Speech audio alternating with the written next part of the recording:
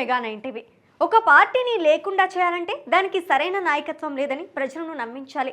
తెలుగువారి ఆత్మ గౌరవం కాపాడటం కోసం పుట్టిన తెలుగుదేశం పార్టీని కూడా కనుమరుగయ్యేలా అప్పటి ప్రత్యర్థి పార్టీలు అనుకున్నాయి. అందుకే చంద్రబాబు తర్వాత టీడీపీ పార్టీని నడిపించే నాయకుడే లేడు. చంద్రబాబు కుమారుడు లోకేష్ కు అంత సమర్థత లేదు అని పదే పదే ప్రచారం చేశాయి, హేళన చేశాయి, బాడీ షేమింగ్ చేశాయి. కానీ వాళ్ళు హేళన చేసిన నేడు ది వీక్ మ్యాగజైన్ కవర్ పేజీపై మీసం మెలేస్తూ జాతీయ స్థాయిలో గుర్తింపు తెచ్చుకున్నారు. ఇప్పుడు పాలిటిక్స్ లో ఎదగాలనుకునే ప్రతి యంగ్ లీడర్ కు నారా లోకేష్ మార్గదర్శకం. లోకేష్ పుట్టినరోజు సందర్భంగా ఆయన పొలిటికల్ జర్నీపై మెగా 9 టీవీ స్పెషల్ స్టోరీ. గత 2014 ఎన్నికలకు ముందు వరకు నారా లోకేష్ కు రాజకీయంగా పరిచయం లేదు. దీనికి ముందు చంద్రబాబు చేసిన వస్తున్న మీకోసం యాత్ర ద్వారా ప్రజలకు పరిచయం అయిన నారా లోకేష్ ఆ యాత్రను డిజిటలీకరణ ద్వారా సోషల్ మీడియాతో ప్రజల్లోకి చొచ్చుకుపోయేలా చేశారు. తద్వారా 2014లో పార్టీ అధికారంలోకి వచ్చేందుకు తెర వెనుక చాలానే కృషి చేశారు. ఇక నారా లోకేష్ 2017లో మంత్రిగా బాధ్యతలు చేపట్టిన తర్వాత దీనికి ముందు కూడా ఆయన రాజకీయ పరిచయం అనుకున్న విధంగా నర్లేరుపై నడకగా మాత్రం సాగలేదు. సీఎం చంద్రబాబు కుమారుడు, మరో ముఖ్యమంత్రి దివంగత ఎన్టీఆర్ మనవడు. కానీ ఆ పేర్లు కేవలం పరిచయానికి మాత్రమే పరిమితం చేసుకున్నారు. తన రాజకీయ ఎదుగుదలకు తానే పేర్చుకునే ఇటుకలతో పునాదులు వేసుకున్నారు. అత్యంత తక్కువ కాలంలో ఇంతింతై అన్నట్టుగా ఎదిగి ప్రత్యర్థి పార్టీలకు కొరుకుడు పడని ఓ కీలక నాయకుడిగా అతిపెద్ద సవాల్గా మారారు. ఇలా ఎదిగేందుకు ఆయన మొదట తన బలహీనతలు తెలుసుకున్నారు.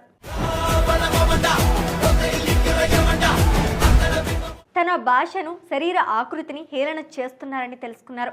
ఈ రెండు తన బలహీనతలను తెలుసుకున్నారు. ఇష్టమైన ఆహారాన్ని పక్కన పెట్టి డైట్ పాటించారు. ఇంట్లో జిమ్లో గంటలు గంటలు చెమటోడ్చారు. ఫిట్గా తయారయ్యారు. ఇక పూర్తిగా ఇంగ్లీష్ మీడియంలో చదువుకోవడం వల్ల తెలుగు మాట్లాడాలంటే కష్టపడేవారు. ప్రెస్ మీట్లలో మాట్లాడితే ట్రోలర్స్కు ఈజీగా దొరికేవారు. అలాంటి స్థితి నుంచి ప్రజలతో సమస్యల గురించి మాట్లాడాలంటే తెలుగు తప్పనిసరి అని భావించారు. అందుకే స్పెషల్గా తెలుగు నేర్చుకున్నారు. ఇప్పుడు ట్రోల్ అవ్వడం కాదు, ట్రోల్ చేసే స్థాయికి ఎదిగారు. నాయకులుగా ఎదగాలనుకునే ఎవరికైనా తన బలహీనతలు తెలుసుకోవాలి. ఇక రెండో పట్టుదల. 40 ఏళ్లలో తెలుగుదేశం పార్టీ ఒక్కసారి గెలిచిన మంగళగిరిలో లోకేష్ పోటీ చేసి ఓడిపోయారు. అయినా పట్టు వదలకుండా 3 ఏళ్లు మంగళగిరి నియోజకవర్గంపైనే ఫోకస్ పెట్టారు. గ్రామ స్థాయి నుంచి పార్టీని బలోపేతం చేశారు. 91,000 భారీ మెజార్టీతో గెలిచారు. ఈ పట్టుదలే లోకేష్ ను ప్రజల ముందు ఓ హీరోగా నిలబెట్టింది. ఎన్నికల్లో అయినా జీవితంలో అయినా ఓటములు సహజం, ఫెయిల్యూర్స్ వచ్చాయి. కృంగిపోకుండా పట్టుదలతో పనిచేస్తే సక్సెస్ అదే వస్తోంది. ఇక మూడోది రిస్క్ తీసుకోవటం. అవసరమైతే గత ప్రభుత్వ హయాంలో చాలా మంది సీనియర్ నాయకులు ఇంటికే పరిమితమైన రోజుల్లో కేవలం కొద్ది మంది నాయకులతో కలిసి పాదయాత్ర చేయాలనుకోవడం పెద్ద రిస్క్. అంత పెద్ద రిస్క్ తీసుకున్నారు కాబట్టి తెలుగుదేశం పార్టీలు నిలబడిందే. రిస్క్ లేకుండా రివార్డులు రావు. ఇది అందరికీ వర్తిస్తోంది. మరొకటి, నమ్మిన వారికి అండగా నిలవడం. సామాన్య కార్యకర్త కావచ్చు, అత్యంత సీనియర్ లీడర్ కావచ్చు, లోకేష్ ఒక్కసారి ఒక మనిషిని నమ్మితే తన కోసం ఏమైనా చేస్తారు.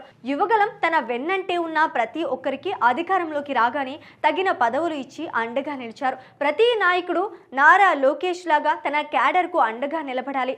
ఇకపోతే వేగంగా నిర్ణయాలు తీసుకోవడం. ఇప్పుడు ప్రతి మనిషి జీవితంలో వేగం పెరిగింది. ఏ చిన్న వస్తువు కావాలన్నా ఇంటికే తెప్పించుకునే రోజుల్లో ఉన్నాం. ఎంత మంచి సినిమా అయినా 5 నిమిషాల ల్యాగ్ అయితే తట్టుకోవడం లేదు. రాజకీయాల్లో కూడా ప్రజలు ఇదే వేగం ఆశిస్తున్నారు. ఏదో ఒకటి త్వరగా తేల్చేయాలని ఆశిస్తున్నారు. దీన్ని లోకేష్ సరిగ్గా అర్థం చేసుకున్నారు. తన దగ్గరికి ఎవరైనా సాయం కోసం వస్తే చేయగలిగినంత అయితే వెంటనే చేసేస్తారు. అంతేగాని ఎవరిని 10 సార్లు తన చుట్టూ తిప్పుకోరు. గ్రామ పార్టీ అధ్యక్షుడి దగ్గర నుంచి ఎమ్మెల్యేలు, మంత్రుల దాకా ప్రజా సమస్యలపై చాలా వేగంగా స్పందించే young and dynamic leader Lokesh కు మెగా 9 టీవీ తరపున మరోసారి పుట్టినరోజు శుభాకాంక్షలు.